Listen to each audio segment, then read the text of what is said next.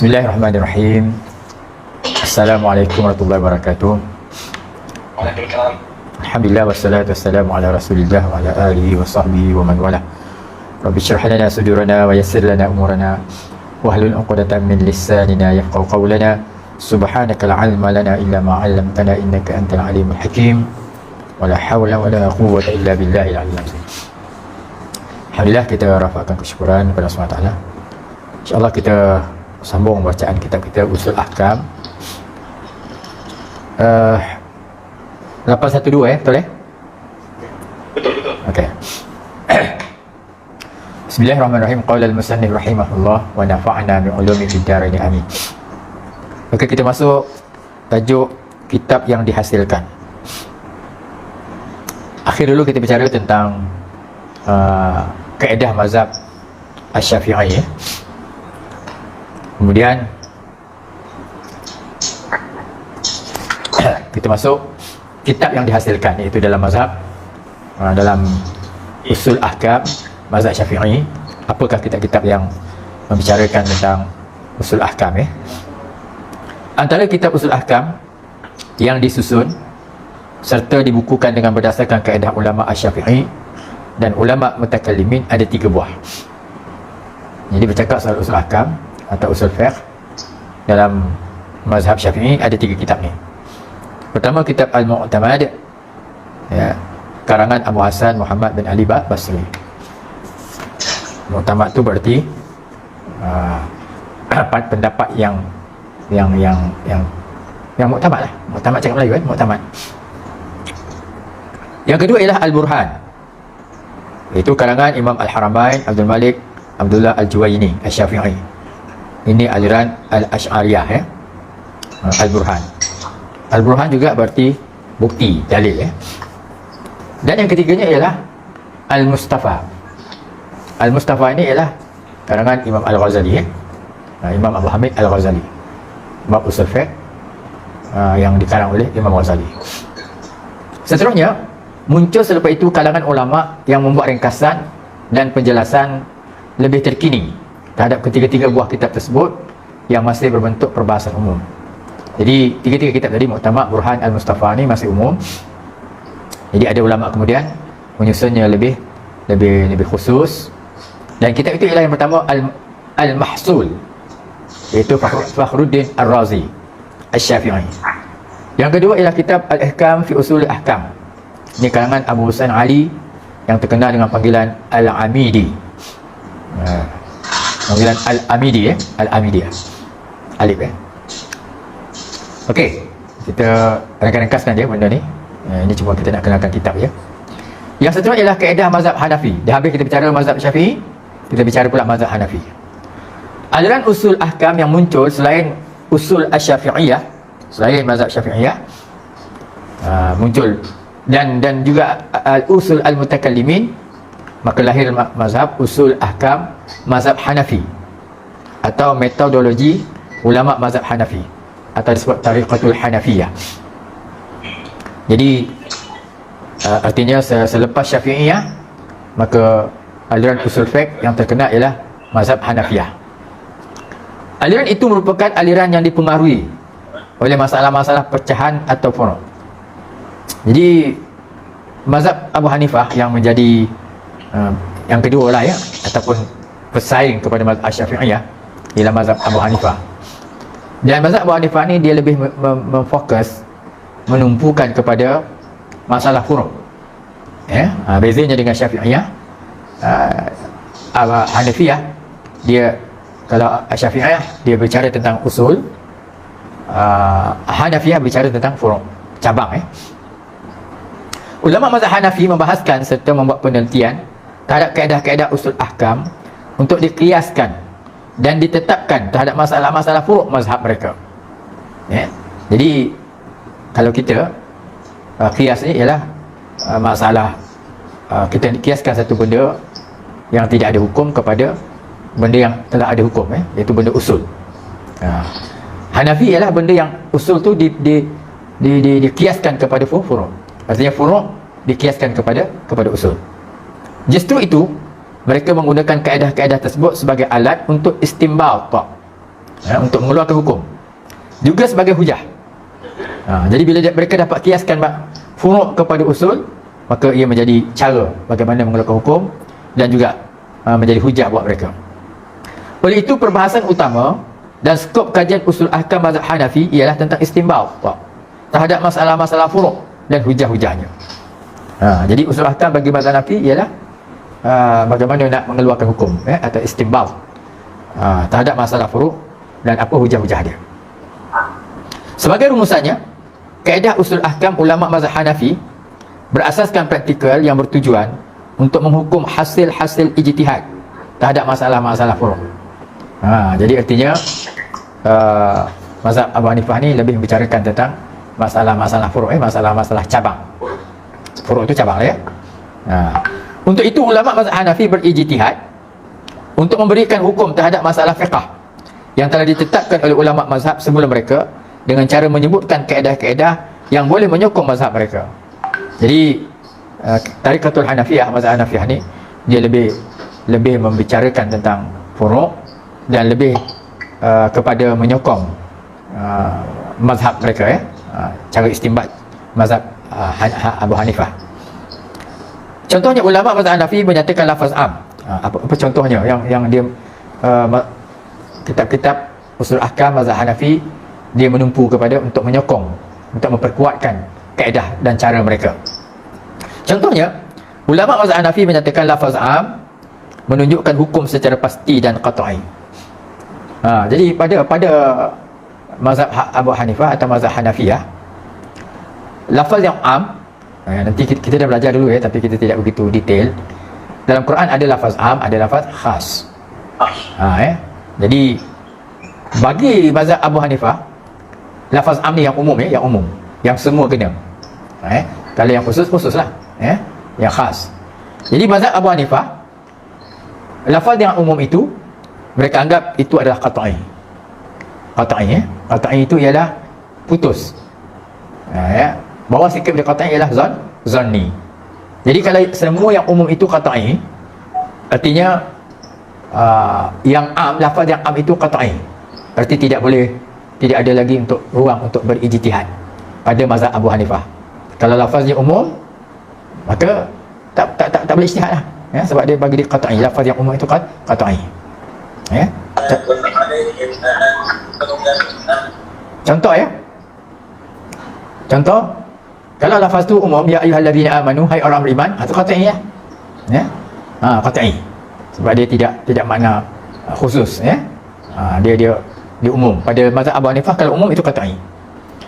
Justru itu mereka berpendapat hadis ahad yang bersifat zanni itu tidak boleh mentakhsiskan lafaz am. Jadi adapun hadis ahad yang diriwayatkan oleh seorang, macam innamal a'malu binniyat macam innamal a'malu binniyat, hadis tu hadis ahad.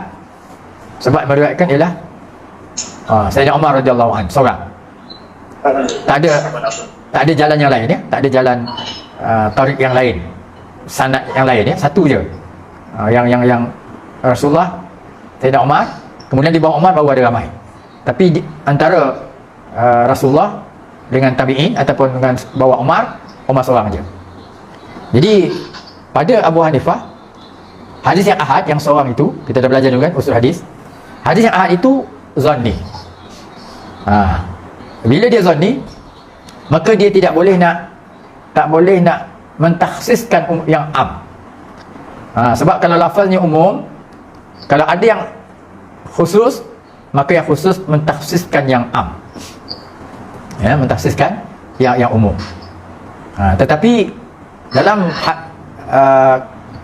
tarik Hanafiyah, kalau yang khusus itu hadis ahad, walaupun dia khusus, patutnya yang khusus boleh mentakhsiskan yang umum. Tapi oleh kerana hadis itu hadis ahad pada mazhab Abu Hanifah, hadis ahad zanni, sedangkan lafaz yang umum ialah qat'i. Jadi yang zanni tidak boleh mengkhususkan yang qat'i. Sebab qat'i lebih kuat daripada az-zanni. Okey? Tak apa, ini kalau tak mampu nak clear tak apa Ini Okey tak? apa dia? Ada putus-putus ya? Tak okey. Okey, boleh faham Tak, saya cakap maksud saya tak okey, tak faham. Tak faham. Okey, tak apa. Nanti kita faham. Sebab dalil ni ada yang berbentuk umum. Ayat Quran tu. Tetapi ada yang khusus. Contoh ya, wa ulatil ahmali ajaluhunna an yad'na hamlahun. Wa ulatil ahmal, orang yang mengandung, hendaklah dia punya iddahnya ialah sehingga melahirkan anak. Ini lafaz umum. Semua mengandung dia punya iddahnya ialah lahir anak. Umum kan? Tetapi bagaimana pula seorang yang walladzina yatawaffawna minkum wa yadharuna azwaja yatarabbasna bi anfusihinna arba'ata ashhurin wa ashra. Orang yang mati, walladzina yatawaffawna wa yadharuna azwaja, meninggalkan isteri, yatarabbasna, hendaklah isteri itu menangguh, tunggu. Yatarabbasna arba'ata ashhurin wa ashra, 4 bulan 10 hari. Jadi yang ini khusus. Orang yang mati, meninggalkan isterinya ialah 4 bulan 10 hari. Jadi yang tadi umum, mengandung dia iddahnya ialah lahir anak. Jadi tidak boleh semua kita boleh menggunakan dalil yang umum tadi. Tak boleh. Bagaimana pula kalau yang mengandung itu kematian, mati suami dia, kemudian kita dah bicara dulu, kalau dia tak sampai iddah dia ataupun kandungannya tak sampai 4 bulan 10 hari, kan? Artinya dia suaminya mati, anak dalam kandungan 8 bulan, kan? Jadi kalau ikut kaedah itu, lahir je anak, bolehlah dia kahwin lain? Tak boleh. Tak boleh lagi, sebab dia kena tunduk pula kepada yang umum. Iaitu dia tunduk kepada yang khusus. Dia tak boleh pakai yang umum. Kalau pakai yang umum, lahir anak aja boleh kahwin. Sedangkan dia kematian suaminya baru 1 bulan. Anak 8 bulan ni. Suami mati, lahir anak, lepas tu orang pinang dia kahwin. Boleh? Dalilnya ialah dia kata an yad'na hamlahunna. Boleh? Tak boleh. Sebab dalil yang dipegang ialah yang am. Sedangkan dalam konteks ini dia terikat dengan dalil yang khas. Khas bagi orang yang kematian suami, mestilah dia punya iddahnya ialah 4 bulan 10 hari. Jadi dia tak boleh pegang yang umum. Kalau pegang yang umum, anak aku dah lahir, boleh tak kahwin? Tak boleh. Ini umum. Yang kamu ni khusus. Kematian suami 4 bulan 10 hari. Jadi kamu tak boleh pegang dalil yang umum. Yang umum itu dikhususkan oleh dalil yang khas. Okey, Encik Ali boleh ikut? Minggu lepas Ustaz kata dia adalah satu kaedah di mana yang lebih panjang? Yang panjang. Betul. Yang masa lebih panjang. Ya. Yang kata minggu lepas, betul kan? Betul. Itu ada hukum lain. Dah. Itu kaedah yang lahir daripada umum dan khas. Bila kita gabungkan umum dan khas, maka lahir satu cara, satu kaedah, iaitu ambil mana yang lebih panjang. Okey. Jadi bagi orang yang tak tahu belajar usul fiqh, yang tak kenal lafaz am dan lafaz khas, maka kita guna kaedah ni. Mana yang lebih panjang. Dari segi undang-undang pun dalam enakmen pun macam itu. Mana yang lebih panjang. Sebab nak bercerita tentang dalil yang am, lafaz yang am, lafaz yang khusus, lafaz mustarak, orang awam tak faham. Kita yang belajar pun tak faham lagi kan, baru nak cuba faham kan. Jadi apatah lagi kalau orang yang tak belajar usul ahkam ni, tak belajar usul fiqh. Jadi kita guna kaedah mana yang lebih panjang. Sebenarnya ialah berkait dengan lafaz yang umum dan khusus. Umum, am dan yang khusus. Jadi yang khusus mengkhususkan yang am tadi tu. Am tu semua. Tapi ada benda yang tak boleh ikut kaedah yang semua tu. Sebab berdasarkan lafaz yang khas. Saya boleh faham ya? Tak apa ya? Usul fiqh ni memang satu subjek yang begitu sukar kalau belajar di Universiti Azhar pun rakan-rakan saya tu ada yang 4 tahun 5 tahun untuk menghabiskan dia punya ni ya, usul fiqh je. Yang lain dah lepas lah, tapi subjek usul fiqh tak habis. Kena bawa itu yang duduk berbelas tahun tu, dekat Azhar berbelas tahun. Di antaranya ialah ini bab usul fiqh ni. Jadi kita pula nak belajar dengan cepat-cepat kan. Memanglah ya, tapi saya cuba. Kalau datuk-datuk tuan-tuan pergi Universiti Azhar lagi tak faham, kan, dengan bahasa Arab dengan Ami tapi saya cuba bagi fahamkan. InsyaAllah boleh. Tak faham tanya, kita ulang balik bagi faham. Okey, kaedah penyusunan. Di antara kaedah ulama mazhab Hanafi dalam menyusun usul ahkam mereka ialah, ini cara mazhab Hanafi. Ulama mazhab Hanafi menyusun kitab usul ahkam mereka dengan menetapkan kaedah terhadap sesuatu masalah fiqh berdasarkan zannun ya, zan atau sangkaan kuat yang imam mazhab mereka berpegang dengan kaedah tersebut dalam ijtihadnya. Jadi pada mazhab Abu Hanifah dia pegang kepada zan, ya, zan. Maka jadi dipegang zan itu dalam ijtihad. Bila dia ijtihad, maka memada dia menggunakan zan. Zan ni sangkaan Saya ulang balik, zan itu ialah kalau kita ada 60-70%, betul lah tu. Macam kita Maghrib tadi kan kita dah betul belajar sampai terlewat isyak sampai pukul 10. Lepas tu kita nak sembahyang isyak, maka kita nak ijtihad, aku ni ada wuduk ke tidak, ada ke tidak. Tapi ada dalam keyakinan kita 70%, boleh gitu je lah. Zon dipakai. Jadi dalam tariqah Al-Hanafiyah, maka zon itu dianggap kuat. Zon tu dah boleh pakai dah. Macam kita ni kentut kita tak kentut, tapi zon kita tak kentut. Okey, sembahyang je lah terus isyak nanti. Dia pun memang ada kaedah kan dalam kaedah fiqhiyah, al-yaqin la yuzalu bisyak. Yakin tidak boleh dihapuskan dengan keraguan. Jadi secara yakinnya kita dah wuduk tadi. Kalau tidak, mana mungkin kita sembahyang maghrib secara yakinnya kita dah wuduk. Soal kentut ni itu syak, kan, aku kentut ke tidak, maka kita pakai yang yakin. Yang yakin ialah kita tadi berwuduk, kita pakai wuduk. Okey, jadi pada yakin tidak boleh yakin tidak boleh dihapuskan oleh keraguan. Dengan keraguan. Jadi kalau timbul yakin dengan ragu, maka kita pakai yakin, kita tendang ragu tu.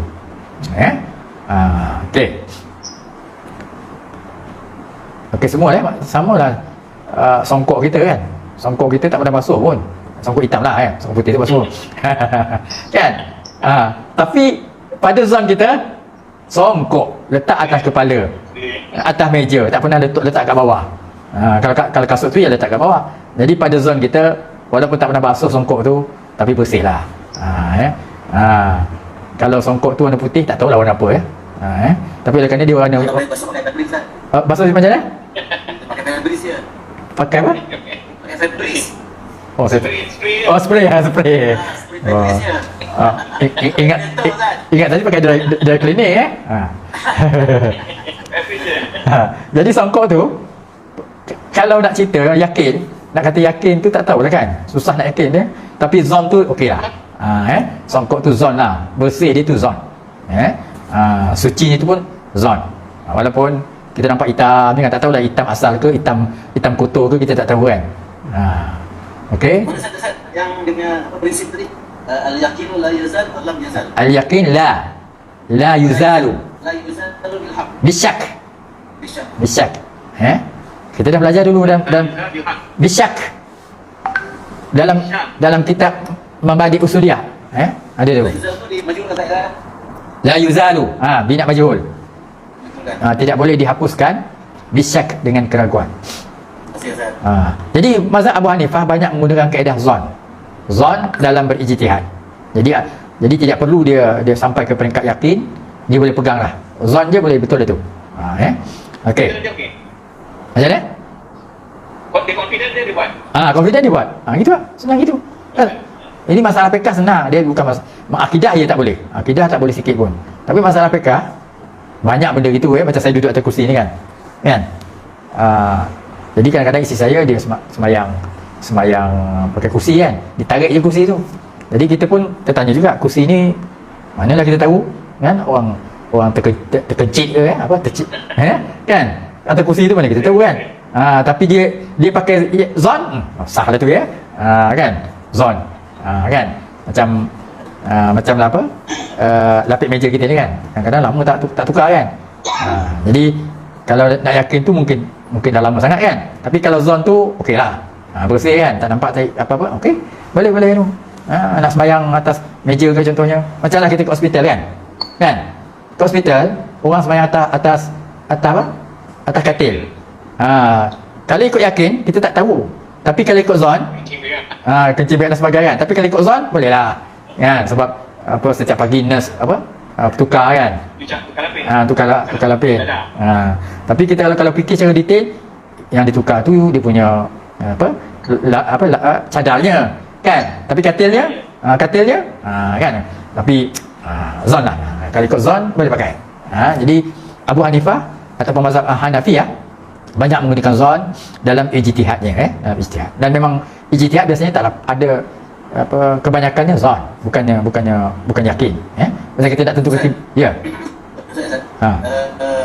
Bila kadang-kadang kita buat jemaah, saya kalau di Mesir selalu buat sembahyang di station lah, bola lah. Di Malaysia ni sembahyang atas batu kecoh sangat.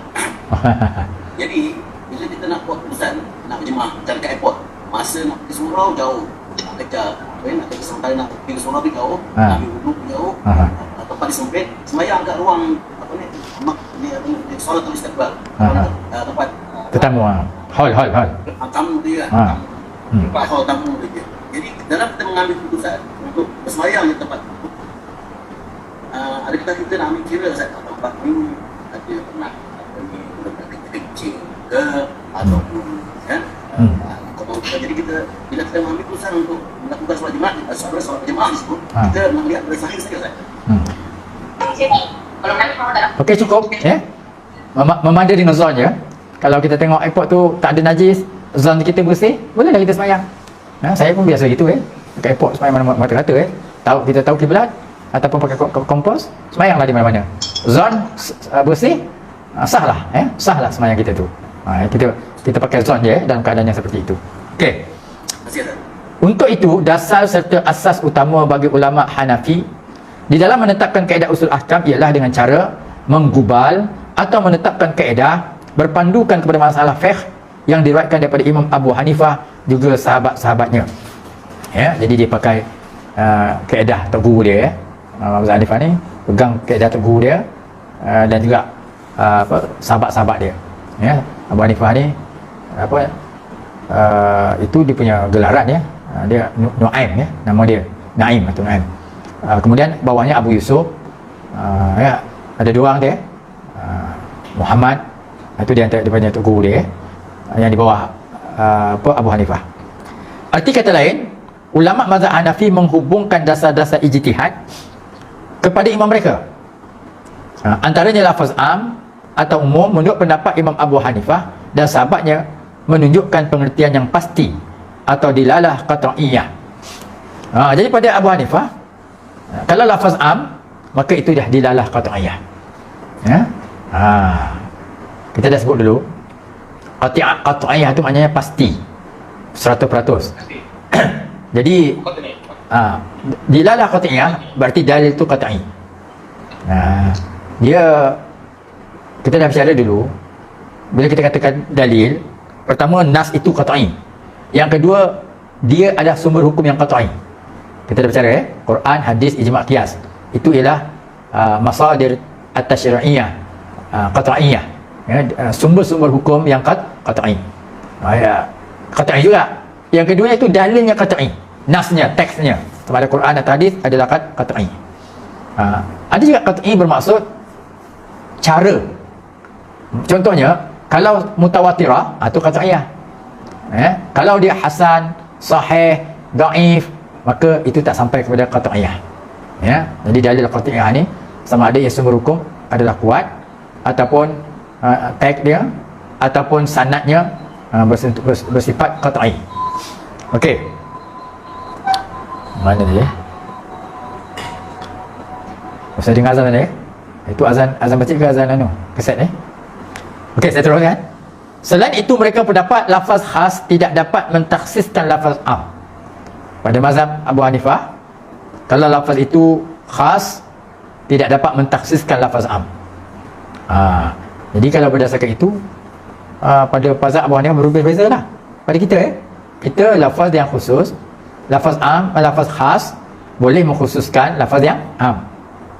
Tapi pada Abu Hanifah tak boleh. Sebab bagi dia yang am itu qat'iyah, sedangkan yang khas itu ialah zanni. Ini beza dia. Melainkan apabila lafaz khas tersebut yang terpisah, dan bersamaan waktunya mempengaruhi di dalam penerapan masalah-masalah furu'.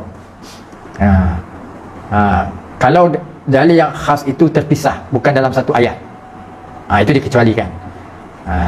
Dan bersamaan waktunya, jadi artinya keluar ayat ni kemudian diiringi dengan ayat ini dalam bentuk yang terpisah-pisah. Kalau dia dalam satu ayat, dia tak boleh pakai pada Abu Hanifah atau mazhab Hanafiyah. Jadi artinya dia banyak berpegang kepada dalil am, dalil khas dianggap sebagai marjuh. Marjuh ni apa dia? Tidak kuat, tarjih dikuatkan dalil am mengatasi dalil khas, dan dalil khas tak kuatnya dia lawan arjah ialah marjuh. Nak terjemah pun susah, ini istilah. Kalau tak kuat namanya marjuh, kalau rajih itu kuat, arjah lebih kuat, Jelas lah. lebih jelas, dia lebih kuat lah, sebab nak kata jelas tidak juga, dua-dua tu jelas, cuma dia mana yang kita nak pegang, maka kita tarjihkan. Jadi pada kita mazhab Syafi'iyah, yang khas boleh mengkhususkan yang umum. Okey, tetapi pada Abu Hanifah tak boleh, sebab yang umum itu qat'i, yang khas ni tidak qat'i. Dia tidak boleh mengkhususkan yang umum, kecuali kalaulah yang umum itu terpisah daripada yang khas tadi, terpisah daripada yang umum, dan juga bersamaan waktunya. Ini pengecualian yang dibuat oleh Abu Hanifah. Okey, yang seterusnya, konteks lain, kaedah yang digunakan oleh ulama mazhab Hanafi dalam membuat dasar kaedah usul ahkam ialah dengan berdasarkan furu' yang diambil daripada imam mereka, serta kaedah-kaedah tersebut pula hendaklah mencakupi semua furu'. Pertama, dipegang pada furu'. Mana nak dapat furu'? Ini berdasarkan imam mereka. Jadi imam mereka mencabangkan satu masalah itu kepada furu'-furu'. Jadi orang bawah ikut dia, ikut je apa yang Abu Hanifah sebut sebagai furu', maka dia pegang furu' itu. Justru itu, kiranya kaedah-kaedah ini tidak mencakupi semua furu', ia hendaklah diubah sesuaikan sehingga mencakupi semua furu' beserta ada penyelarasan di antara kaedah dengan masalah yang diambil dan dipindahkan daripada imam mereka. Furu' itu pula mestilah umum. Kalau dia tidak umum, maka kena cari, kena buat apa, diselaraskan dengan furu'-furu' yang banyak tu. Sebagai contoh, kita nampak. Sebagai contoh, mereka menetapkan kaedah suatu lafaz itu tidak boleh digunakan untuk makna hakiki dan majazi serentak. Okey. Jadi kalau lafaz tu ada dua makna, double meaning, maka dia tak boleh pakai dua-dua. Pada Abu Hanifah kena pakai satu je. Okey, tengok ya. Manakala lafaz mushtarak pula tidak boleh digunakan melainkan untuk menunjukkan satu makna saja. Lafaz yang double meaning mushtarak kita boleh pakai dua-dua, tapi Abu Hanifah tak boleh, kena ambil satu je. Satu je, tak boleh pakai dua-dua. Macam dulu kita berbicara la mastumun nisa, menyentuh perempuan. Jadi menyentuh perempuan ada dua makna. Pertama ialah makna jima'. Yang kedua makna sentuh. Orang yang mentafsirkan atau berpegang kepada la mastumun nisa itu makna jima', maka kalau sentuh tak batal.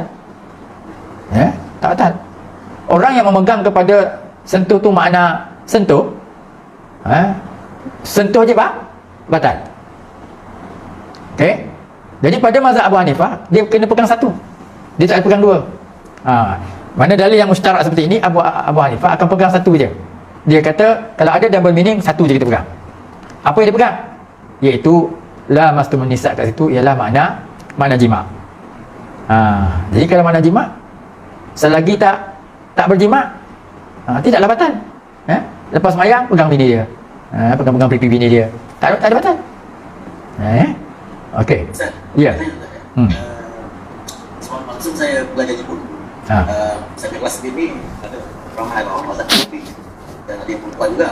Ulang balik, ramai apa mazhab? Ramai mazhab Hanafi. Hanafi, okey. Masa saya belajar di Jepun dulu.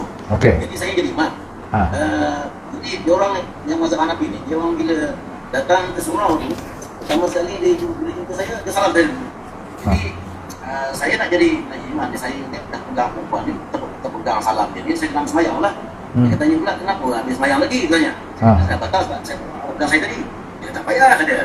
Tak batal, kata dia. Oleh kerana saya, apa nama ni, tak berapa jelas keadaan tu, saya tanya semua orang dia, tak batal. Orang dia tak batal, orang tak batal. Jadi saya sembahyang dia pasal. Jadi dalam keadaan tu, sembahyang tu, saya ulang balik tu kan. Sebab saya ragu-ragu. Selepas sembahyang tu, saya ragu pula sebab saya nak pegang perempuan ni. Saya tak ingat lah mazhab Hanafi, pasal cerita apa ni, la masa dengan la masa tu. Jadi keadaan tu macam mana? Saya ulang balik sembahyang tu, betul tak Ustaz? Dah ulang dah? Saya ulang balik sembahyang tu. Masa tu jadi makmum lah?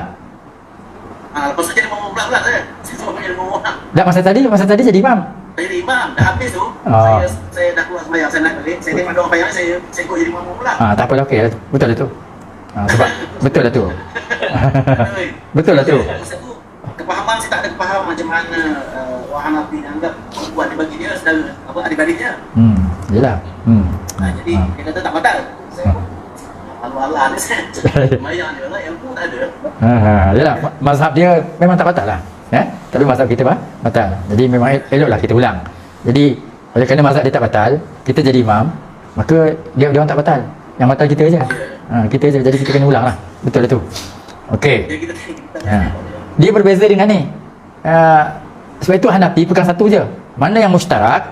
Mustarak tu ialah yang berkongsi. Lafaz tu berkongsi makna. Ataupun double meaning atau banyak meaning. Jadi dia pegang satu je. Tapi kita mazhab Syafi'i pegang dua. Mazhab yang masyhur kita pakai ialah berdasarkan lamas tu makna sentuh. Maka sebab itulah kita sentuh je batal. Kena wuduk. Tapi bila kita nak pergi haji, ada pula mazhab kedua dalam Syafi'i. Kan? Ada pula. Dulu tak ada. Kita kena taklid mazhab Hanafi yang Bali kan. Lepas tu ada pula qaul saniyah. Qaul saniyah ada pendapat kedua pula. Jadi apa pendapat kedua? Iaitu tidak batal. Jadi walaupun dia tidak masyhur, tapi itu mazhab Syafi'i juga. Jadi oleh sebab itu sekarang ni orang pergi Mekah tak payah bertukar mazhab. Cuma disempitkan penggunaan mazhab qaul yang tidak masyhur itu. Iaitu dia sekarang ni tamu haji punya ijtihad dia pakai untuk tawaf dan satu waktu fardu. Sama ada tawaf dulu lepas fardu ataupun fardu dulu lepas tu tawaf. Tapi bila nak fardu kedua dia kena berwuduk balik. Berdasarkan itu berarti mazhab Asy-Syafi'iyah dia pakai dua-dua. Abu Hanifah pakai satu je. Tapi mazhab Asy-Syafi'iyah dia pakai dua-dua.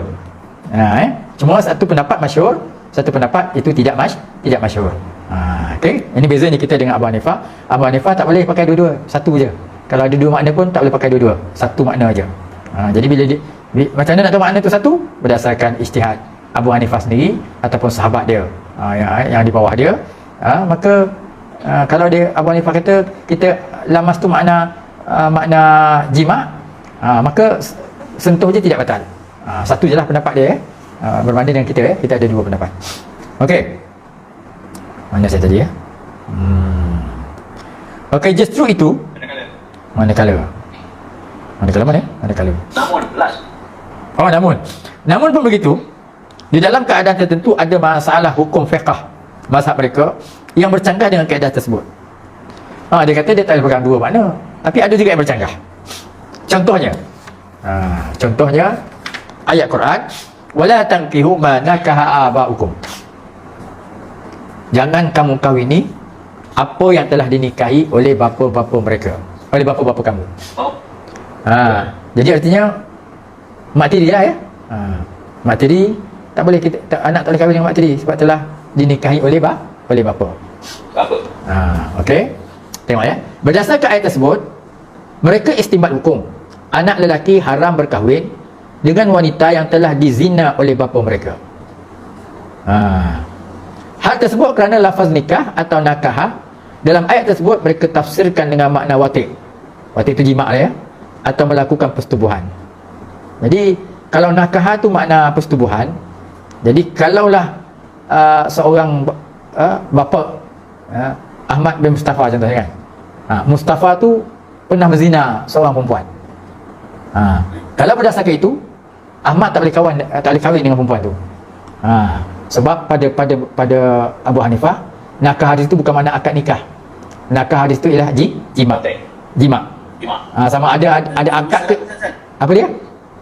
ini kena makna musyarat ada kena. Musyarat lah ni. Nakah tu ada double meaning. Nakah tu boleh makna jima', nakah tu boleh makna nikah, akad nikah.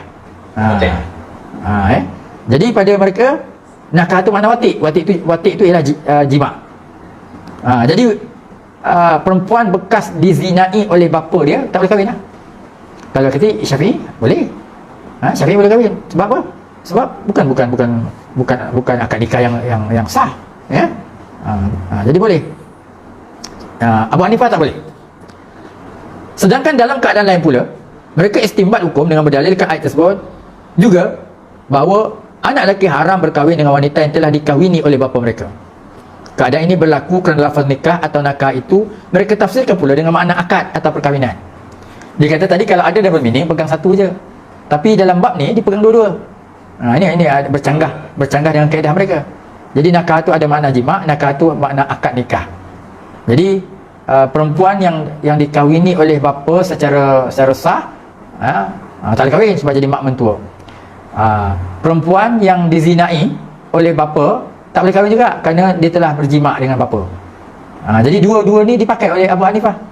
Sedangkan kaedah dia kalau yang mushtarak atau yang double meaning pakai satu je. Tapi di sini dua-dua dipakai.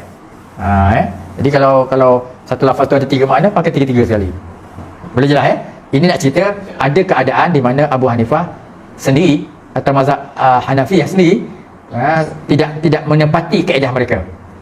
Kaedah mereka kalau ada double meaning pegang satu je. Tapi dalam konteks wala tankihu ma naka abaukum dia pakai dua-dua. Nakah tu makna jima', nakah itu juga makna nikah, akad nikah. Jadi dua-dua tak boleh. Isteri bapa tak boleh dikahwin. Perempuan yang dizinai oleh bapa pun dia tak boleh kahwin. Okey. Keadaan itu berlaku kerana lafaz nikah atau nakah itu mereka tafsirkan pula dengan makna akad atau perkahwinan. Jadi ini contoh di mana Abu Hanifah atau mazhab Hanafiyah sendiri tidak ikut kaedah dia. Kaedah dia kalau mushtarak pegang satu. Tapi dalam bab ni ayat ini dipegang dua-dua. Dipakai kedua-dua makna. Sebagai rumusannya, sememangnya lafaz nikah itu kadang-kalanya hakiki terhadap salah satu daripada dua makna, iaitu membawa makna wati' itu jima' atau akad, dan membawa makna majazi pada yang satu lagi. Jadi hakiki pun dipakai, majazi pun dipakai. Jadi nakah tu pada makna hakiki akad nikah lah. Tapi makna majazinya ialah zina termasuk juga yang dikahwini oleh bapa. Selain itu juga lafaz nikah itu mushtarak di antara keduanya, iaitu wati' dan juga akad. Oleh sebab itu ulama Hanafi bertindak mengubah suaikan terhadap dua kaedah tersebut kepada bentuk berikut. Jadi oleh kerana dia dah berbeza dengan kaedah dia, sedangkan kaedah dia kata kalau double meaning pegang satu je, ini pegang dua. Jadi dia terpaksa wujudkan satu kaedah lain. Apa kaedah dia? Sesuatu lafaz tidak boleh digunakan dengan makna hakiki dan majazi, melainkan sekiranya ia berada dalam bentuk nafi yang menyerupai nafi atau yang menyerupai nafi. Contohnya tegahan dalam ayat tersebut. Jadi oleh kerana dia dah berbeza dengan pendapat dia sendiri, maka dia wujudkan. Oh, sini sebab kita pakai dua kalimah ni kerana ma tu makna nafi. La tu makna nafi. Tidak boleh nikahi apa yang dinikahi oleh bapa. Nak membolehkan dia bercanggah dengan kaedahnya yang tersendiri. Ataupun dia kata lafaz mustarak pula tidak boleh digunakan kecuali untuk satu makna sahaja daripada beberapa makna. Itu kaedah asal. Melainkan sekiranya ia berada dalam bentuk nafi atau menyerupai nafi. Jadi ditambah itu pula. Lafaz mustarak patutnya pegang satu je dia. Tapi boleh ataupun melainkan. Kalau ada makna nafi boleh kata dia. Sama lah ni wala tankiu manaka. Kerana ada makna nafi maka boleh pakai double meaning. Dua-dua boleh pakai kata dia. Contoh lain ya. Di ujung Al-Waqi'ah la yamassu illa al-mutahharun. Tak boleh disentuh kecuali orang yang suci. Jadi suci tu ada double meaning. Pertama, suci daripada hadas besar dan hadas kecil.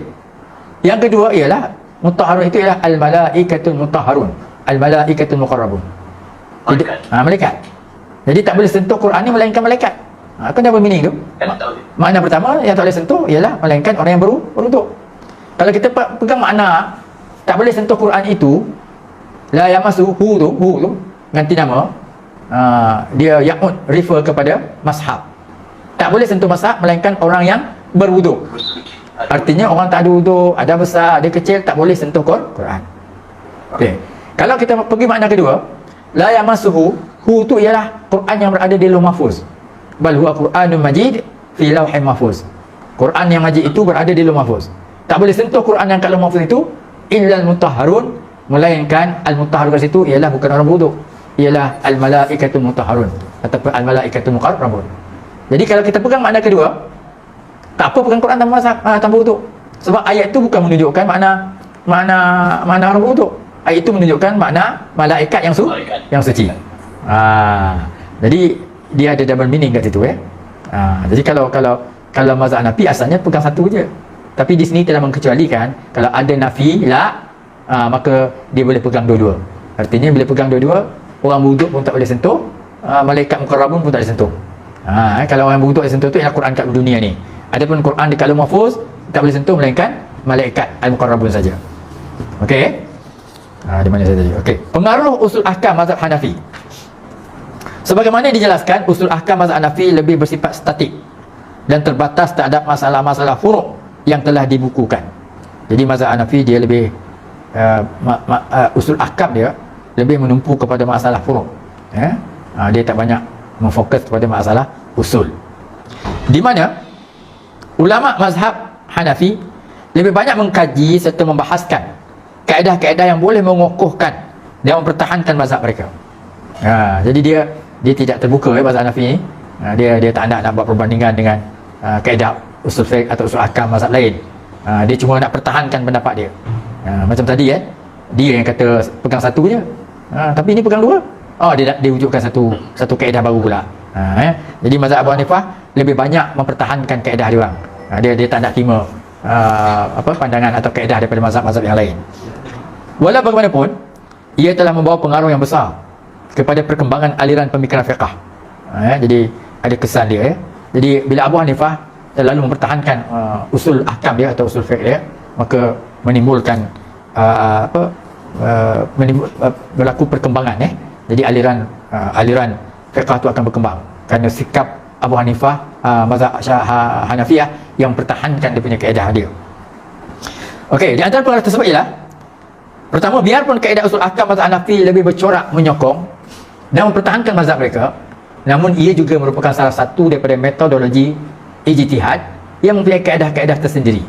Justru itu ia boleh dijadikan sebagai metodologi perbandingan dengan kaedah-kaedah selainnya. Jadi walaupun dia lebih banyak mempertahankan dia punya kaedah, bila dipertahankan kaedah, maka banyaklah alasan. Alasan Quran dia, alasan hadis dia, alasan pendapat ulama dia. Jadi bila banyak alasan, maka kita pun boleh merujuk alasan-alasan tu. Jadi berlakulah perkembangan ilmu usul ahkam. Kalau dia tidak pertahankan pendapat dia, maka tak jumpalah alasan. Bila tak jumpa alasan, tak berkembanglah ilmu tu. Tak berkembanglah ilmu tu. Macam kita lah kan, kalau kita bergaduh, macam mana pun kita nak menang, maka apa-apa pun datang dalil. Betul tak betul tak kisah. Yang penting aku menang. Kan? Dalil. Jadi dalil kita pun orang kaji lah. Betul tak kaji dalil ini? Macam tu juga lah. Bila Abu Hanifah mempertahankan mazhab Hanafiyah mempertahankan kaedah dia, maka datanglah huraian dalil-dalil dia. Jadi kita yang kemudian pula kajilah dalil dia kuat ke tak kuat. Okey. Disebabkan kaedah usul ahkam mazhab Hanafi diterapkan terhadap masalah-masalah furuk, ia menghasilkan perbahasan yang bernilai serta berbentuk kaedah umum yang punya kekuatannya tersendiri.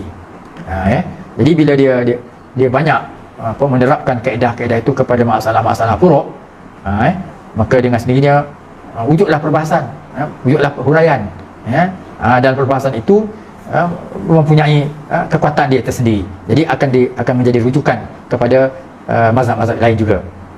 Okey, ketiga, mengkaji kaedah usul ahkam mazhab Hanafi akan menghasilkan perbahasan terhadap perbandingan masalah fiqh, juga mendalami masalah furuk, sama seperti kajian terhadap masalah pokok dan asas.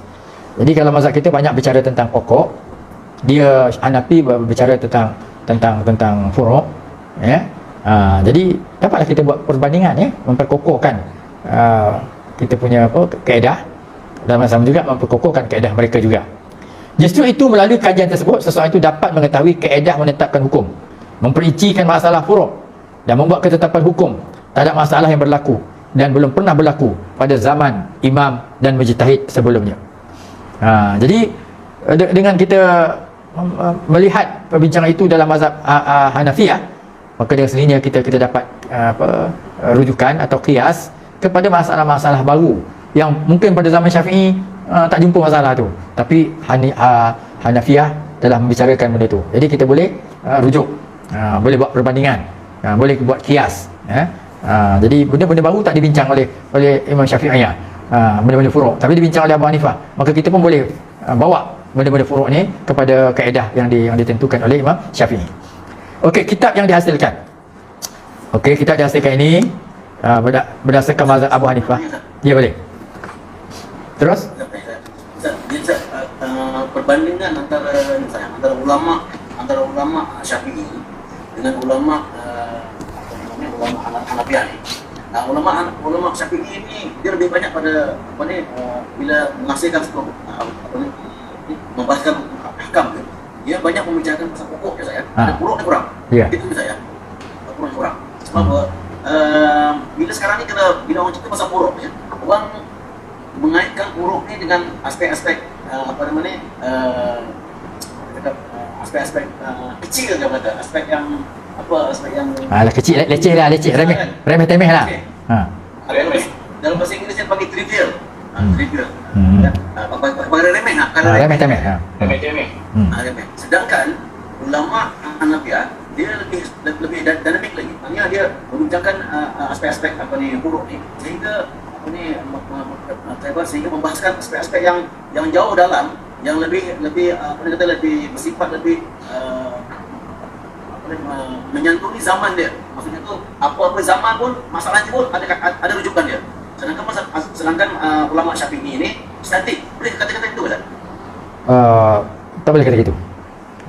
Sebab gini, ini di segi perkembangan ilmu, perkembangan ilmu mula-mula memanglah Imam Syafi'i yang mengarang Ar-Risalah, usul fiqh. Jadi bila yang mula-mula memanglah tak sempurna, sedangkan Abu Hanifah datang kemudian. Bila datang kemudian, dia akan sempurna. Dia lebih sempurna sebab dia belajar daripada yang awal. Tetapi bila sekarang ni ulama-ulama Syafi'iyah yang kemudian, dia pun sama-sama naik juga dengan mazhab-mazhab Abu Hanifah ataupun Hanafiyah. Jadi sekarang dah tak timbul masalah Syafi'iyah memfokus kepada usul saja, kerana pengikut-pengikut ataupun Syafi'iyah sendiri sudah mula berkembang. Dia macam ni lah, sedikit cara fizikal kan. Dulu masjid negeri tu orang kagum sangat lah, kagum sebab itulah masjid yang paling besar, mungkin kat Asia Tenggara ataupun di mana. Tapi bila datang masjid wilayah atau masjid Putrajaya lebih besar, lebih komplit, kan? Sebab dia belajar mana? Sebelum dibuat tu dia datang masjid negeri. Apa masalahnya imam besar, apa masalah kita? Masalah kita itulah, kita buat masjid besar 2 tingkat tapi kita tidak ada bilik yang permanent, bilik kelas semua. Maka sebab itulah Putrajaya buat pula ya, ada bilik kelas, kemudian ada dewan besar. Jadi tenggelamlah kita, kalahlah kita, kan? Lepas tu masjid wilayah begitu juga, dia belajar makin. Itu segi fizikal. Maka begitu jugalah mazhab ni, ya. Jadi mula-mula mazhab yang menyusun kitab Ar-Risalah ataupun Usul Fiqh ialah mazhab Imam Syafi'i. Jadi yang mula memang biasanya tak sempurna. Sebab orang yang kedua akan belajar daripada yang pertama dan dia akan menyempurnakan apa yang kurang, ya. Begitu juga kalau kita buat kajian kan. Kajian PhD dulu benda-benda yang simple je. Tapi bila sekarang kita nak buat kajian, kena benda-benda yang berpijak di bumi nyata, mesti lebih detail. Jadi untuk menjawab soalan tadi tu, dalam konteks sekarang ni kita tak boleh pakai lah, tak boleh pegang seperti yang Haji Ridwan kata, bahawa mazhab Syafi'i ni ketinggalan dalam masalah furu'. Ini cuma perkembangan ilmu di permulaan. Tapi sekarang kita dah berapa lama kitab Ar-Risalah bila diwujudkan, abad yang kedua, kita pula dah abad ke berapa, dah berlaku perkembangan. Okey, kitab yang dihasilkan oleh mazhab Hanafi, jadi ada 1, 2, 3, 4. Ini baca sendiri 5, 6, 7, 8. Ini mazhab Abu Hanifah. Okey, yang 83 kaedah al-mutaakhirin, tariqatul mutaakhirin. Okey, kita baca Setelah metodologi hukum, metodologi usul ahkam mazhab Syafi'i dan usul ahkam mazhab Hanafi tersebar luas serta menjadi standard, ekorannya lahir pula ulama aliran ketiga yang menggabungkan kedua-dua metodologi tersebut. Saya kata kan, mulai Syafi'i disempurnakan Abu Hanifah, orang golongan yang kemudian pula digabungkan pula, digabungkan supaya kekurangan-kekurangan itu dapat ditampal. Peringkat permulaannya ditulis kaedah-kaedah daripada kedua-dua aliran tersebut dan kemudiannya ia diterapkan agar selaras dengan metodologi mazhab dan akhirnya terbentuklah kitab-kitab. Jadi bila digabungkan dua ni, maka banyak melambatlah keluar kitab-kitab baru, kaedah-kaedah baru. Usaha yang dilakukan tersebut adalah daripada kalangan ulama yang ahli dalam mazhab Asy-Syafi'i dan mazhab Hanafi. Jadi digabungkan. Jadi belajar mazhab Syafi'i, belajar mazhab Hanafi, kemudian dikarang kitab supaya lahirlah satu aliran yang baru pula, atau cara yang baru yang disebut tariqatul mutaakhirin, iaitu cara ulama yang terkemudian. Usaha dan kalangan ulama yang mempelopori metodologi ketiga tersebut dikenali dengan usul ulama mutaakhirin, ulama yang terkemudian, yang mana mereka bertindak menyusun kitab usul ahkam dengan menggabungkan cara penyusunan yang dilakukan oleh ulama Asy-Syafi'i dan mutakallimin dengan ulama Hanafi. Bila digabungkan tu Syafi'i biasanya bawa sekali dengan mutakallimin lah, kita dah bicara dulu kan.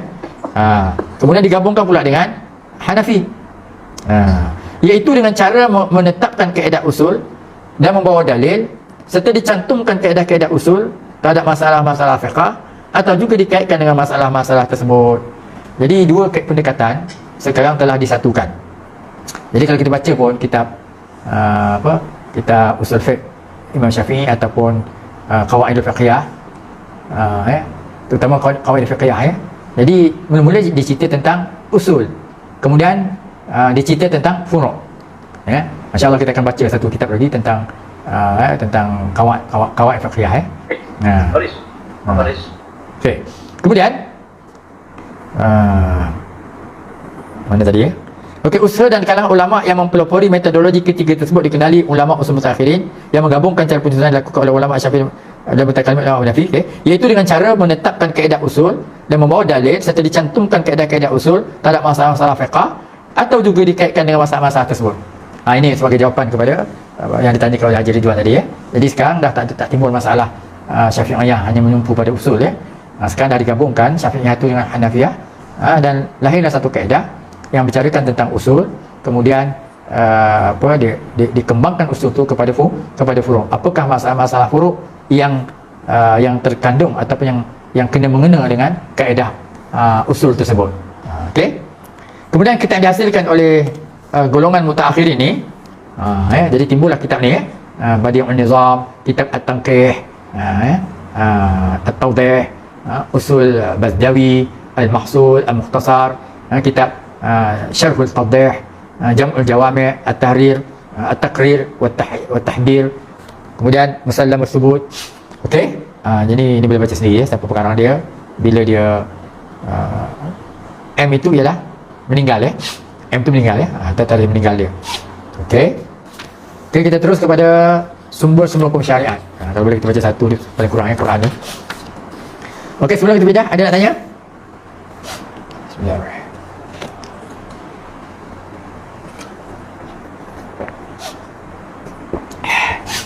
Saya yang tentang ulama mutakallimin Ustaz. Ulama mutakallimin. Aha. Itu yang berceritakan, itu yang banyak bercerita tentang aspek-aspek uluhiyah, rububiyah tu Ustaz. Ya. Jadi Asy-Syafi'iyah dia seiring dengan mutakallimin. Fiqhnya ialah Syafi'iyah. Dia punya manhajnya dalam akidah ialah mutakallimin. Ya. Iaitu menggunakan kaedah falsafah. Yang sifat 25 falsafah lah. Ya. Allah itu ada. Adanya tidak bertempat. Adanya tidak dahulu dengan tiada. Itu falsafah. Ya. Jadi pokok Wahabi tak boleh pegang kaedah ni. Dia kata ini bid'ah. Ya. Tapi kenapa ulama ilmu kalam termasuk juga Imam Syafi'i menggunakan kaedah al-falsafah? Kerana ketika itu wujud golongan falsafah. Sokrat, Plato, dia menolak wujudnya Tuhan dengan kaedah falsafah. Maka ulama-ulama kita kena menggunakan kaedah yang sama untuk menolak pendapat yang menolak ketuhanan.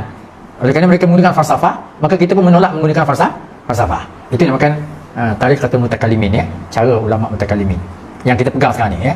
Yang kita belajar sifat 20 ni, ialah kerana kalau kita tak nak pegang tu senang aja. Apa dalil Allah ada? Qul huwallahu ahad. Kan?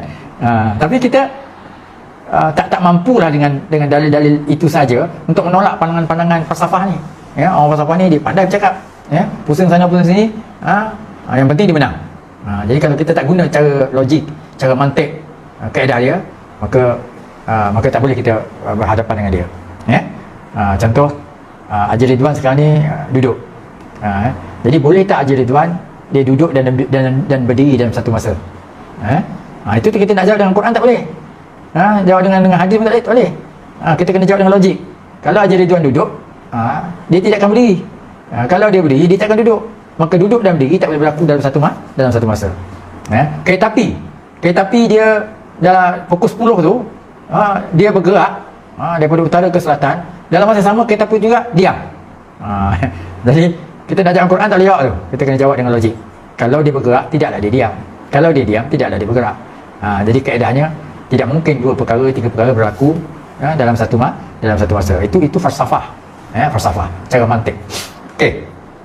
Kita pergi sumber-sumber hukum syariat yang disebut masadirul ahkam syar'iyyah. Sumber-sumber hukum syarak. Maksudnya kita sembahyang, mana sumbernya? Kita puasa, mana sumbernya? Ini kita lihat sumber, ya. Sumber hukum atau dalil perundangan merupakan dasar pengambilan di dalam menetapkan satu hukum syarak. Bagaimana kita nak mengambil? Macam mana kita nak ambil? Sembahyang. Apa ambilan kita? Dasar itu sama ada ia dengan berasaskan kepada sumber yang disepakati oleh ulama mujtahid atau sumber yang tidak disepakati oleh mereka. Kita dah sebut dulu yang disepakati ialah Quran, hadis, ijma', qiyas. Ada sumber yang tidak disepakati. Istihsan, al-masalih al-mursalah, sadu zara'i, qaulu sahabi, syar'u man qablana. Ini tidak syariat orang sebelum kita, tidak disepakati. Berkenaan dengan sumber-sumber hukum dalam perundang Islam, secara umumnya ia dapat dibahagikan kepada dua fasal. Ini yang saya cerita tadi, yang minggu lepas kita cerita. Jadi kalau bercakap soal dalil tentang sumber, maka dia macam minggu lepas kita belajar juga dalil qat'i, itu yang kalau hadis mutawatirah. Kalau dalil zanni, hadis tu tak sampai mutawatirah. Quran, kalau Abu Hanifah, kalau yang umum tu dalil qat'i. Kalau yang tidak umum tu yang khas, itu dalil zanni menurut Abu Hanifah. Tapi itu dari dimensi tekstual. Sekarang ni kita bercakap ialah dari segi dimensi ambilan. Jadi ambilan ni maka terbagi pada dua. Pertama, kita ambil dalil yang qat'i, dan ada juga kita ambil dalil yang zanni. Jadi kita akan bicara yang qat'i dulu. Qat'i itu dengan fasal 1 dalil qat'i. Yang qat'i ni itu ringkas. Kalau panjang dia ialah al-masadiru al-muttafiqu 'alaiha bainal jumhur. Al-masadiru al-muttafaq 'alaiha bainal jumhur. Iaitu sumber-sumber yang disepakati atasnya di kalangan jumhur. Jadi jumhur ulama sepakat, ya, Quran, hadis, ijma', qiyas tu adalah sumber ambilan kita. Dalil qat'i merupakan dalil yang disepakati oleh para ulama, atau juga merupakan sumber-sumber yang disepakati di kalangan jumhur. Jadi sebenarnya yang mudahnya ialah memang disepakati oleh semua ulama. Ijma', Quran, hadis, ijma', qiyas. Syafi'i pun kata itulah sumber yang tidak ada khilaf. Hanafi gitu juga, Malik gitu juga, Syafi'i gitu juga, Hanafi gitu juga, Hambali gitu juga. Ya? Dia sepakat. Ya? Iaitu Quran, sunnah, ijma', qiyas. Okey, cuma dikatakan jumhur sebab ijma' ni ada sedikit perbezaan di antara ulama. Sebab ada ijma' sukuti, ada ijma' yang tak ijma' qauli kan. Jadi pada ijma' sukuti itu ada sedikit khilaf. Ada ulama terima, ada ulama tak terima. Maka sebab itu dikatakan menggunakan perkataan jumhur. Jumhur tu ialah 3/4 mazhab tu menerima dia. Tapi secara umumnya keempat-empat sumber ni, Quran, sunnah, ijma', qiyas, memang disepakati tentang ia adalah sumber hukum, ataupun disepakati kebenarannya menjadi sumber hukum kita. Okey. Dalil yang disepakati tersebut dapat dibahagikan pula kepada bahagian-bahagiannya sebagaimana berikut. Maka diceritalah apa dia. Yang mulanya ialah Quran.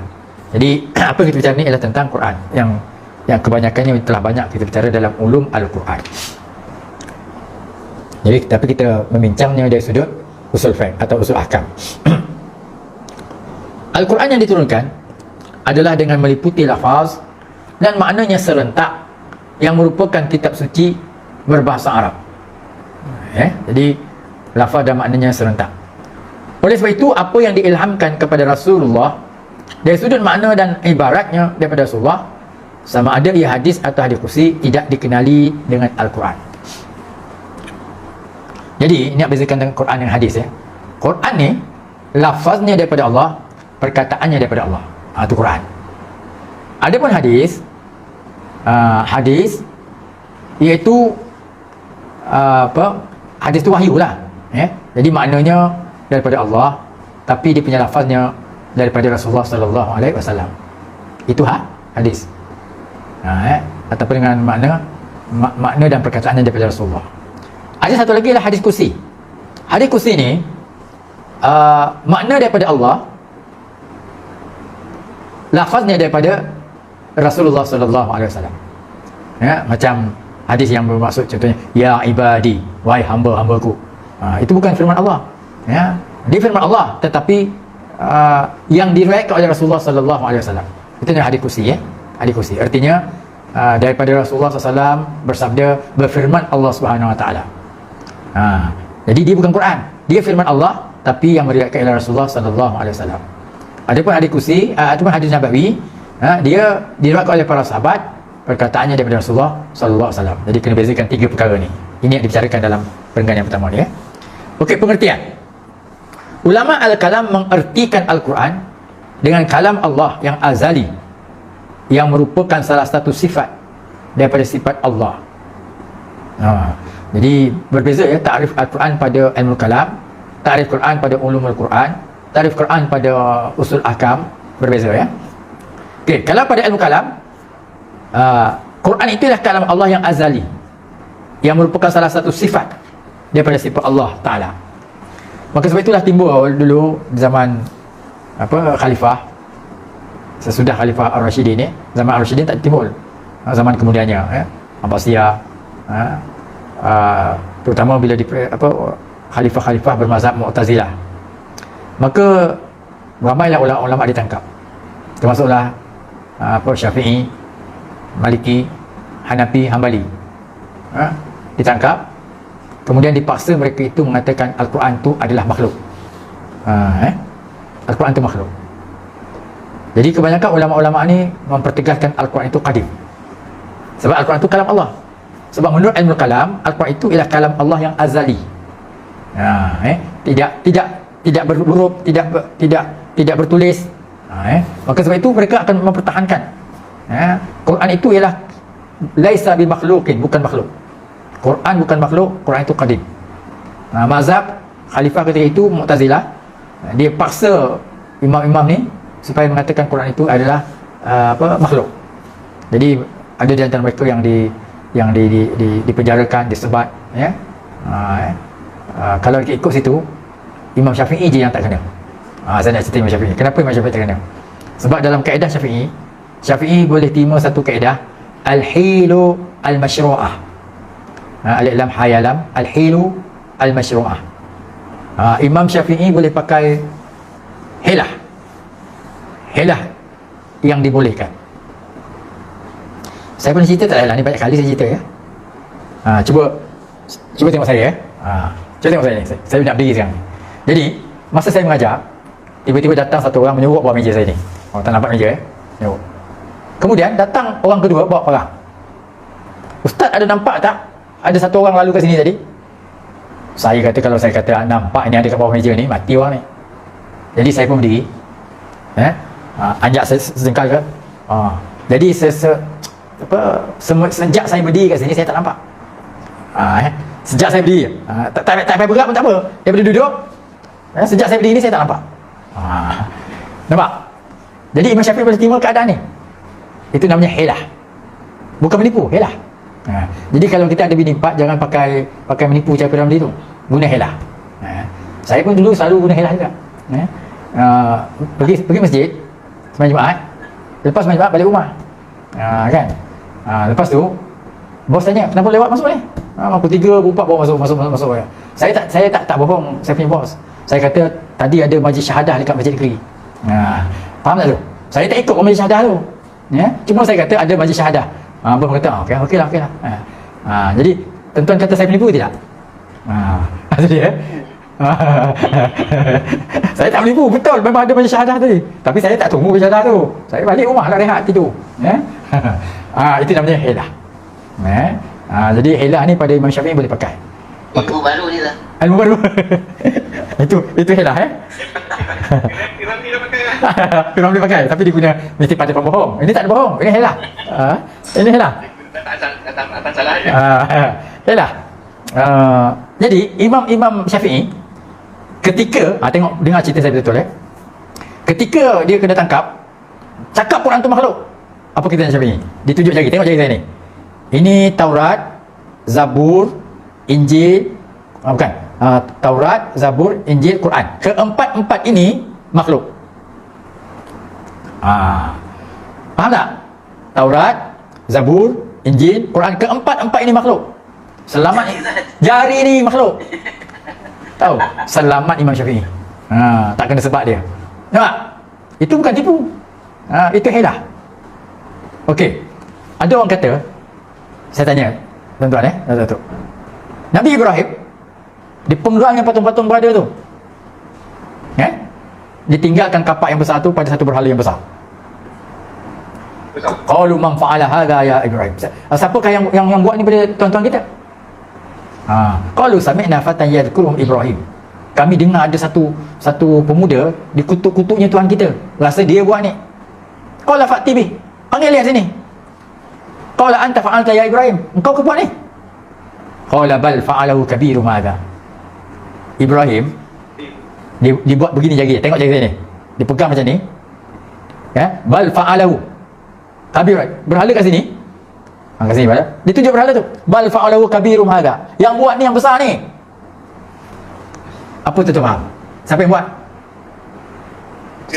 Dia buat. Tangan dia ni. Tapi dia tunjuk kat berhala tu. Jadi orang sangka berhala besar tu buat. Kan Nabi Ibrahim kata tangan ni. Jadi ada orang kata Nabi maksum, tak boleh bohong. Dicincangnya kepala berhala-berhala tu, kemudian dia letaknya kapak dekat berhala yang besar, kemudian ditunjuknya berhala besar tu yang buat. Tidakkah ini satu menipu? Apa tuan-tuan jawab? Nabi Ibrahim menipu? Nabi kan maksum, tak boleh menipu. Saya kan tak tahu lagi, saya cerita lah apa jawapannya. Apa jawapannya?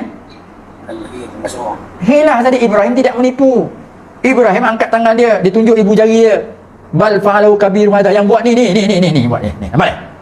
Tangan dia yang buat. Tapi orang nampak tangan tu tunjuk berhala.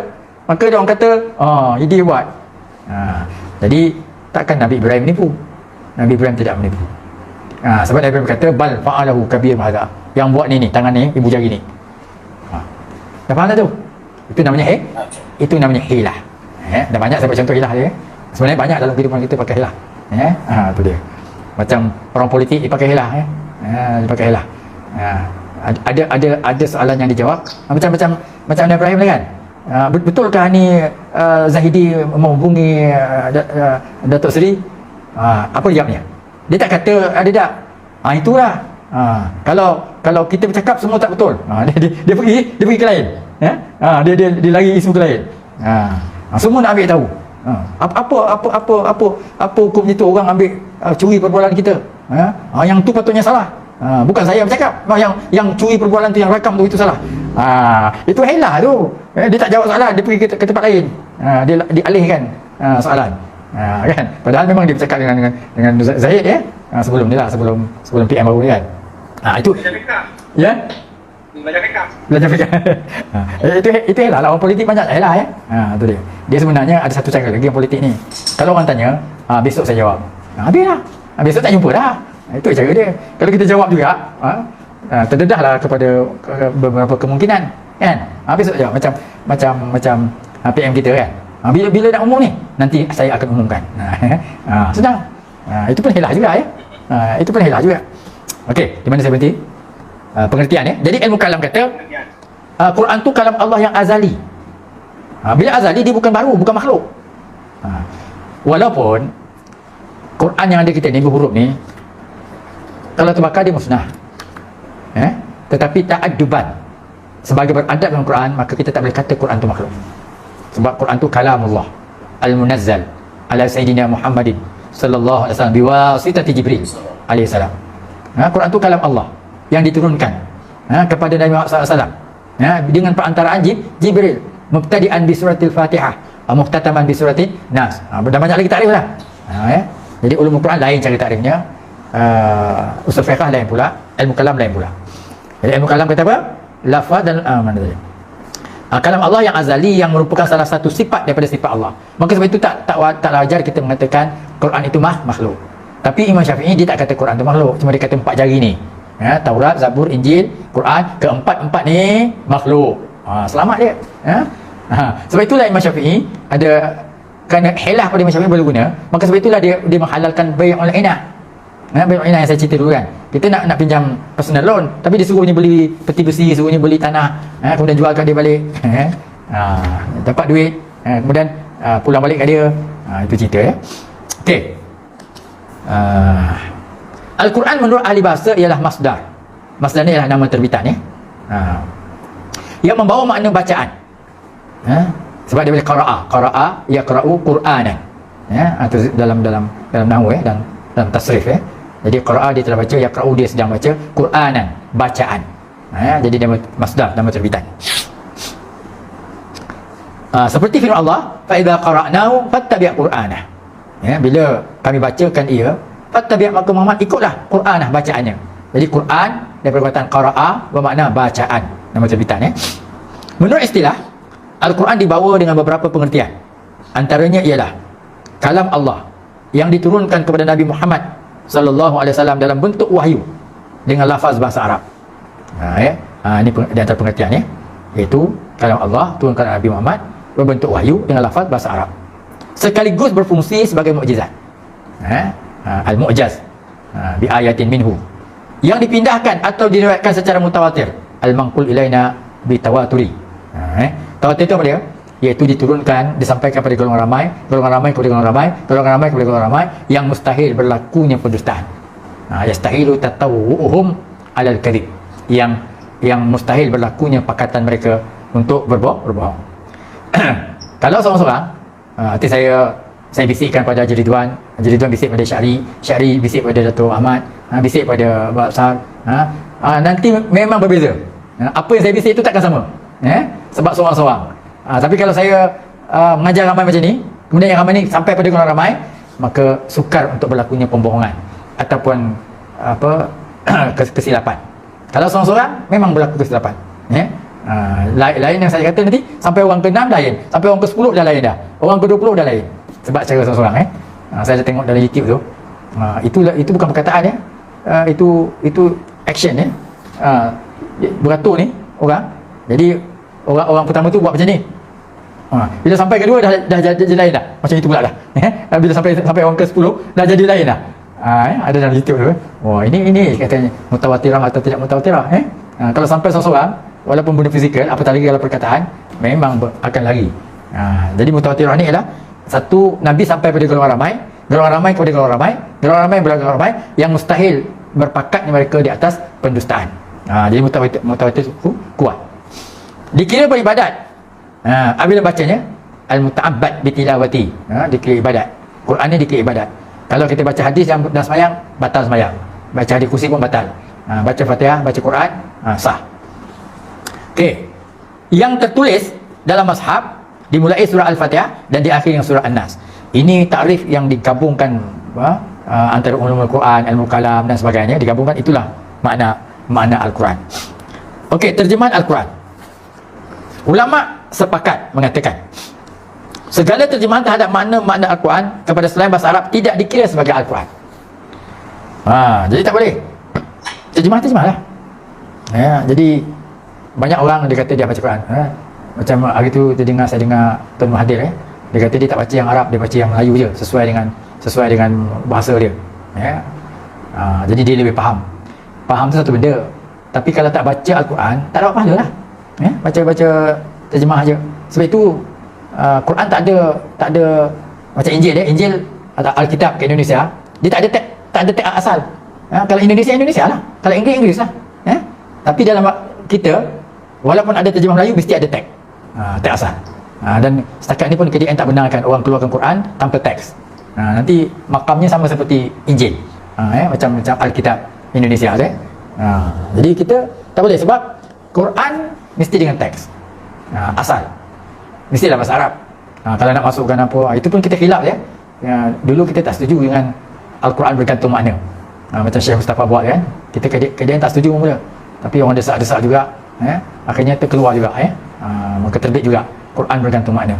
Sebab kalau dari segi kesucian Al-Quran, kita tak boleh tulis bahawa Quran tu apa-apa benda.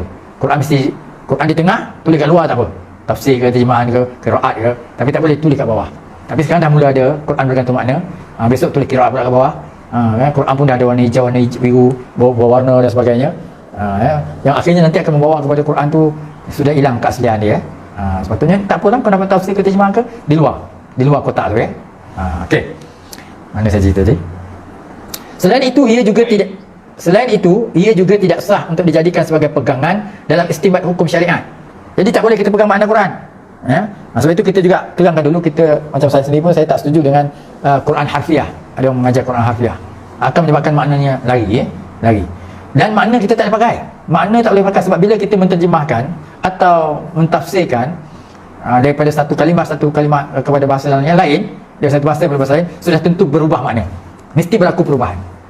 Cuma dah tak ada cara dah, itu je cara kita nak faham Quran, maka kita terpaksa terjemah begini maknanya. Tapi tepat memang takkan tepat. Quran tu lain. Dia takkan tepat menggunakan bahasa yang lain. Tapi untuk membantu kita memaham, bolehlah kita guna bahasa Melayu sebagai terjemahan ataupun tafsiran. Macam Pimpinan Rahman kan, orang kata dia terjemahan, orang kata dia tafsir. Sebenarnya dia tafsir. Dia tak dapat nak bagi terjemahan yang tepat kepada Al-Quran. Sebab itu banyak kurungan-kurungan. Itu tafsir lah tu. Bila makna sikit ada kurungan, makna sikit ada kurungan. Itu menunjukkan dia tak boleh bagi satu kalimah yang tepat. Sehingga dia terpaksa mengurungkan kalimah tu, kena dihurai dalam bentuk kurungan. Menunjukkan tak ada satu terjemahan yang dapat menterjemahkan Al-Quran dalam bahasa lain. Hatta dalam bahasa Arab sendiri pun satu kalimah tapi dalam kurungannya panjang. Jadi sebab itu terjemahan tidak boleh dianggap Quran. Terjemahan tidak Quran, Alasannya ialah kerana kemungkinan di sana berlaku kesalahan berkaitan dengan kefahaman yang dikenakan oleh Al-Quran. Jadi bila kita terjemah, mungkin akan berlaku kesilapan. Kesilapan. Bahasa Arab ni dia pelik sikit. Kalau contoh amalah, alif min alif lam, itu makna condong. Kalau amala ila, condong kepada.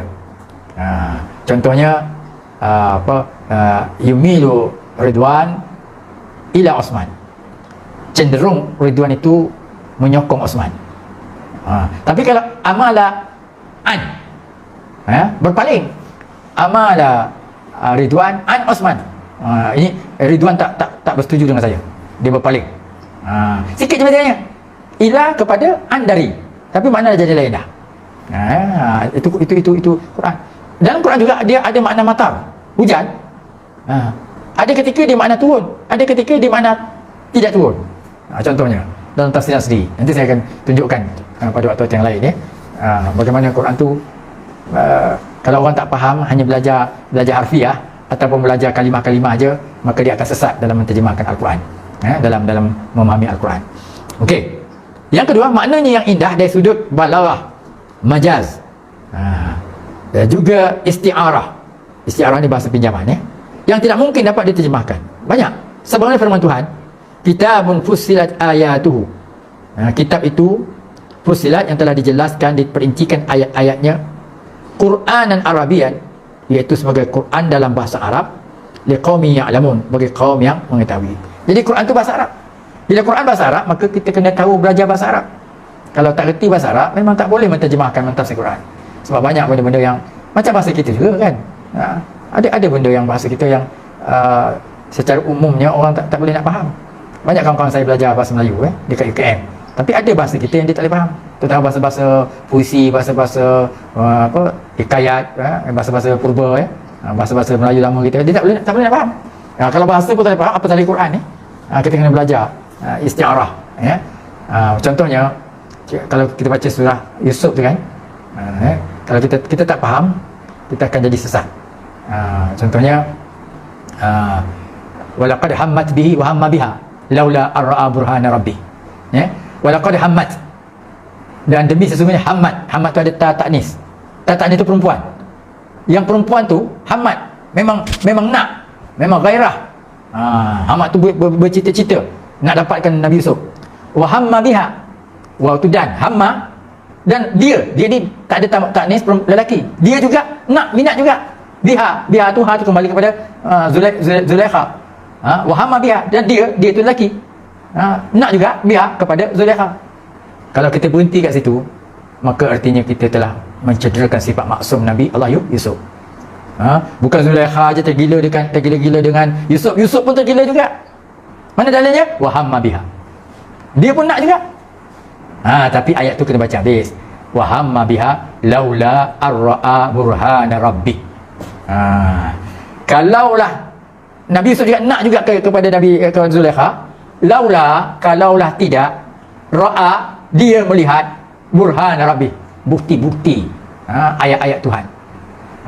Maksudnya kalaulah Nabi Yusuf ni tidak diperkuat dengan wahyu, tidak ada tidak diperkuat dengan ayat-ayat Quran, Nabi Yusuf pun berkenan juga dengan Zulaikha. Sebab Zulaikha bukan calon-calon orang, bukan caling-caling orang.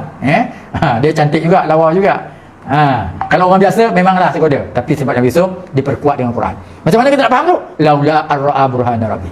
Tapi kalau orang tak faham mantik, badik, isti'arah, dia takkan faham maksud laula ar-ra'a burhana rabbi. Kalaulah tidak dia melihat bukti Tuhannya, dia akan anggap Nabi Yusuf pun sebenarnya berkenan juga dengan gairah juga dengan Zulaikha. Bila kita kalau kita kata Nabi Yusuf gairah juga, artinya kita telah mengatakan Nabi Yusuf buat dosa juga. Sedangkan para nabi maksum tak ada buat dosa. Okey. Jenis-jenis bacaan. Ini pun kita dah belajar ya. Berkaitan dengan bacaan ayat-ayat Quran yang diriwayatkan daripada Nabi terbahagi pada dua kategori. Pertama, bacaan al-mutawatirah, yang disebut al-qira'atu al-mutawatirah. Ini Quran tu Nabi baca pada ramai sampai kepada kita hari ini. Iaitu bacaan diriwayatkan daripada baginda melalui sekumpulan perawi yang mana tidak mungkin mereka bersepakat mendustakan baginda. Ia merupakan ketetapan yang putus sebagaimana disepakati oleh ulama. Hal itu kerana ia dipindahkan secara mutawatir dan melalui lisan yang sudah tentu membawa faedah ilmu yang yakin. Berkaitan bacaan mutawatir itu ada 7. Jadi ini qiraat ataupun bacaan tu ada mutawatir ya. Yang paling kuat ya, qiraat mutawatirah. Jadi mutawatirah tu mustahil berlakunya penipuan. Jadi Quran ni bukan sahaja bacaannya mutawatirah, tulisan juga mutawatirah. Jadi bila Nabi turun Quran kepada Nabi akan panggil penulis wahyu, Nabi akan bacakan, tulis. Satu tulisan disimpan oleh sahabat, satu tulisan disimpan oleh Nabi sendiri di rumah dia, atas pelepah tamar, atas batu, ditulis. Dan apa yang turun tu Nabi sampai sahabat yang ramai, bukan setakat itu je, tulisannya begitu juga. Sebab itu ada pendua, sahabat tulis, satu simpan Nabi. Jadi tulisan tu juga sampai sekarang ni juga secara mutawatirah. Maka sebab itu dulu ada Quran Majid, Quran Pakistan mari, Quran India mari, akhirnya Quran tu ceritanya ni kan, cerita ni zaman Datuk Hasan dan Al-Hafiz lah. Nak suruh orang sembahyang baca Rasam Osmani, generasi kita ni lah yang tua ni tak nak. Kita dah biasa dengan Rasam Osmani, dengan Rasam Imla'i, Majid punya kan. Padahal itu tidak betul. Contohnya Malik Yaumiddin, Quran Majid ditulis min alif, sedangkan depan Nabi tak tulis dengan alif, min lam kaf. Menambah satu huruf, menambah pada Quran apa hukumnya? Kalau sedar kafir hukumnya, menambah satu huruf, mengurang pun tak boleh. Banyaklah dia tulis kalimah-kalimah tu. Jadi bila masanya Quran ni tiada kat Malaysia ni, mula-mula susah nak suruh. Akhirnya Hasan dan Al-Hafiz, Allah bagi dia, Datuk almarhum, Allah bagi dia ilham, dia tiru macam mana dibuat oleh Sayyidina Abu Bakar As-Siddiq radhiyallahu anhu. Abu Bakar, Quran dah ada dibukukan dah. Dah dibukukan. Kemudian tersebar. Bila tersebar, ada sahabat-sahabat tulis di bawahnya, di ujungnya dia punya terjemah tafsir, sehingga berlakulah Quran berbeza-beza. Satu qiraat satu benda, tulisan pun satu benda. Akhirnya pada zaman Sayyidina Osman dipanggil balik Quran semua tu, dibakar. Dicatat satu di Quran, disalin kepada 6, hantar kepada Makkah, Madinah, Basrah, Kufah, Syam, dan satu di tangan khalifah. Okey. Jadi pada zaman Datuk Hasan dan Hafiz sebagai imam besar Masjid Negara begitu, masa tu saya belajar kat Masjid Negara, dikumpulkan Quran Majid ni, dibakar. Kecoh dalam surat apa? Imam besar Masjid Negara membakar Al-Quran. Tapi kerana keberanian Datuk Hasan dan Hafiz menyebabkan orang tahu Imla ini tak betul. Dan akhirnya orang semua, kita dulu pun tak nak Rasam Osmani, akhirnya kita baca, belajar, sampai kita dalam Rasam Osmani, Nun Saghirah tak ada lah. Nun Saghirah tak ada. Dulu kita belajar kan ada khairanil wasiyah, khairat ada Nun Saghirah. Sekarang ni kita guna pakai ilmu. Bila tanwin bertemu dengan alif wasal, apa tanda alif wasal? Alif di atasnya ada sad, kepala huruf sad. Sebelumnya tanwin, khairan, maka datangkan nun saghirah, khairanil wasiyah. Kita dah belajar semua, dah tahu. Dulu memang kita tak boleh baca Quran ni, tapi oleh berkat keberanian Datuk Hasan Hafiz membakar Quran Majid, akhirnya orang dah bertukar sekarang ni kepada Rasam Osmani. Dan susah pula kita nak baca Quran Majid sekarang ni. Anak-anak kita sekolah memang Rasam Osmani lah. Mungkin ada generasi seorang dua lagi yang umur cara kita ni, tapi kebanyakan dah beralih kepada Rasam Osmani. Okey, ini nak cerita tentang Quran itu mutawatirah dari segi bacaan dan juga dari segi tulisan. Okey, kita ada 5 minit lagi. Kita berhentilah setakat tu Jadi qiraat tu ada 7. Yang bawah tu boleh baca sendiri, ada 7 qiraat. InsyaAllah kita akan sambung pada sekarang datang. Okey, ada pertanyaan 5 minit? Tak ada. Okey, kalau tak ada, qiraat mutawatirah tu ada 7 Kemudian selepas 7 tu ada qiraat masyhur, Abu Ja'far, Yaqub dan Khalaf al-Ashir. Kemudian selepas tu ada qiraat 14. 4 lagi itu qiraat syaz. Ini kita akan bicara pada sesi akan datang. Okey, kalau tak ada pertanyaan, kita tangguhkan wajib kita, insya-Allah. Okey. Bismillah walhamdulillah wassalatu wassalamu ala rasulillah. Allahumma faqihna fid din wa 'allimna at-ta'wil. Allahumma nawwir qulubana bi nuri hidayatika kama nawwartal arda bi nuri syamsika abadan bi rahmatika ya arhamar rahimin. Allahumma inna na'udzubika minal baras wal junun wal juzam wa min sa'il asqam bi rahmatika ya arhamar rahimin. Wa sallallahu ala sayyidina Muhammad wa ala alihi washabihi ajma'in. Walhamdulillahirabbil alamin.